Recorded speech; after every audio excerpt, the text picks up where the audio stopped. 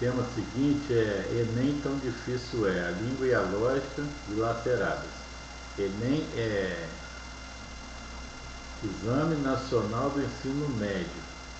Foi uma coisa bacana submeter a nacionalidade a um teste de eficiência. Existe um também para o terceiro grau, ensino universitário. Produziu notícias do desastre que é o Brasil. Um país altamente ineficiente, só que a gente não sabia. Existe um livro aí que deve estar na internet, que fizer testes na Terra inteira, e os países do Oriente estão na frente em termos de leitura, ensino de matemática, percepção de ciências, estão na frente. E o Brasil nem aparece na listagem, nas 3 ou 4 colunas. Agora não dá tempo de ir lá buscar, mas essa coisa deve estar ofertada na internet. O Brasil não aparece. É vergonhoso. A gente sente vergonha da nacionalidade porque é vergonha relativa ao fato do abandono. O abandono é um fato, o governo nos abandonou, nós somos órfãos de governo, o governo está morto. Está morto há muitos anos, muitas décadas. Que existe aí um fantasma de governo. Agora, Enem tão difícil tem duas coisas aí que estão implícitas, que é o seguinte: o Enem é muito difícil, porque se as pessoas produzem todas aquelas batatadas lá, todas aquelas demonstrações de ignorância, significa que o Enem está acima daquelas pessoas que fazem a prova. Então, ou rebaixar o gabarito das provas, ou elevar as crianças. Rebaixar o gabarito é se esconder, recusar os desafios, se preparar para morrer, estender na horizontal para ser enterrado ainda vivo. Então, só resta elevar as crianças. E aí, também tem a outra compreensão da frase: e nem tão difícil é. Não é tão difícil fazer isso, é preciso pensar no povo brasileiro como igualitário, não brindar só os brancos e os orientais, que estão aceitos, mas os negros e os indígenas também, assim, as 4 raças: amarelos asiáticos, brancos europeus, negros africanos e vermelhos americanos. Tem que criar uma educação que contemple todas essas facetas, esses triângulos do quadrado, unir todo mundo numa pirâmide chamada nação. Bom, espero poder falar disso também mais extensamente. Agora aqui diz respeito ao seguinte: e existe no Enem uma chance maravilhosa de analisar duas coisas: a língua, a inadequação da língua aos brasileiros e a inadequação dos brasileiros à língua.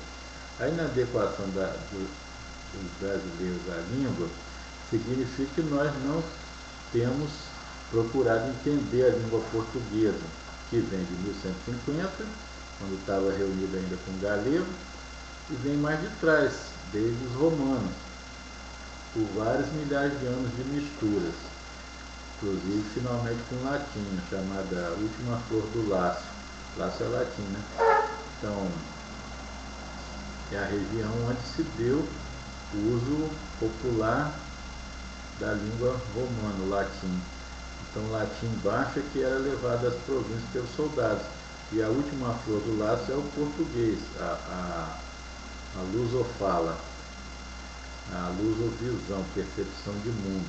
Então, adaptar os brasileiros à língua significa estudá-la. Adaptar a língua aos brasileiros significa trazê-la para a atualidade comprehensiva e socioeconômica, psicológica, quer dizer, ao hoje, ao ponto instante, ao agora aqui, ao presente.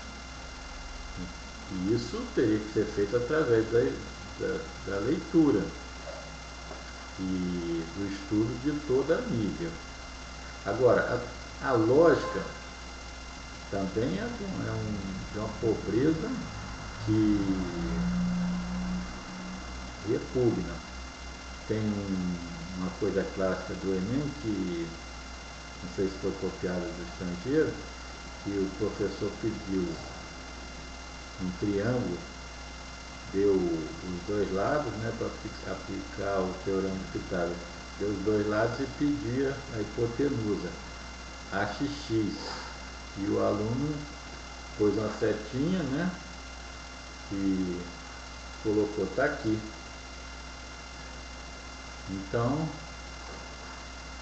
é essa coisa que passa do Brasil, tanto no Brasil quanto no estrangeiro. Que não haja uma academia, uma estrutura educacional capaz de respeitar 200 milhões de brasileiros, todos os profissionais que usam a língua, todos os estrangeiros, os 26 estados do Distrito Federal, a nação, os 5,5 mil municípios, todas as empresas, todos os grupos, a família e os indivíduos, é uma coisa que dá nó nas tripas. Então o Enem trouxe todas essas coisas, é só ler as entrelinhas. Ele trouxe todas essas revelações. Mostrou que o Brasil é, por enquanto, um país impotente. Por mais que o petróleo, que eu chamei de petróleo G, esteja ajudando, agora a Petrobras pretende produzir 4,2 milhões de barris, quando anos atrás produzia, em 1997, né, produzia 500 mil barris. Agora 4,2 milhões.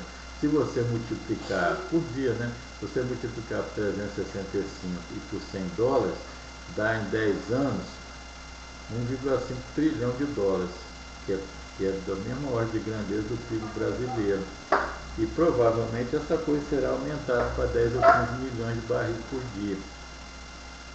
Então, eu fiz a previsão de que a Petrobras será em 2020 a maior companhia do mundo, com 1 trilhão de dólares de ativos. Bom, mas ainda não conversamos sobre o petróleo G que levaria a isso. Ela não quis conversar comigo, eu mandei para a estatória. Em todos os casos, aqui se trata do seguinte: o Enem e o exame do ensino universitário provaram taxativamente que o Brasil é um país incompetente. E a gente tem que ver que tem que aceitar que por enquanto na mão desses aí é. E a Clarice Lispector falou isso. A palavra mais importante da língua é. Tem uma letra só, quer dizer, o estado de realidade. Não dá para fugir. Você tem que aceitar que o Enem e o outro exame lá mostraram que o Brasil não tem competitividade, porque se ele não tem povo que fale a língua dele mesmo, ele não pode competir no mercado internacional, porque ele não sabe falar e não sabe pensar, vai fazer o quê? É um desastre total.